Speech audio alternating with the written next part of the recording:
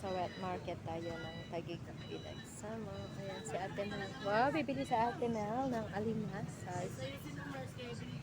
Hanap lang ako ng something. Magkano dyan? Magkano? Samahan mo na ito, ate. 400. Oh, tipon, saka pusit. Ito yung masarap ang pusit. Ha? Are. Ayan, mura Ano lang yan? yan Ito sa na lang. 100. Octopus yun. 100. Oh, octopus. Magkano po, sir? 220. 440. 220 ang pusit. Akala ko 220 ang kilo. Kalahati pa. 420 bigay ko po. 328. Ito, kalahati 200. Okay na yun, ma'am?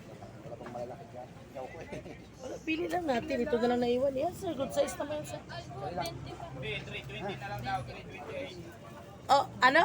328. 320 na lang. Sige, bigay mo na kay ma'am yan para suki. Ito, ma'am. Baka gusto pa kumuha dito.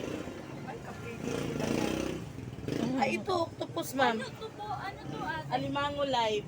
Ate, Yan ang masarap, alimango. alimango talaga. Oo. Magkano po sa ganito? Yung malaki 7, yung maliit 5. Isa lang po piraso yan? Ay, isang kilo. More than ata yung isa. Ay, isang piraso.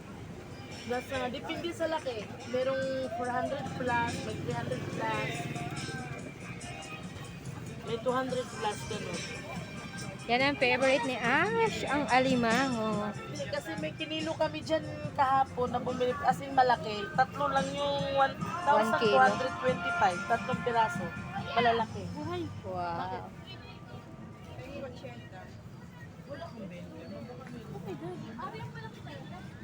Yummy, alimango. Ano, may Still 30 ka? live.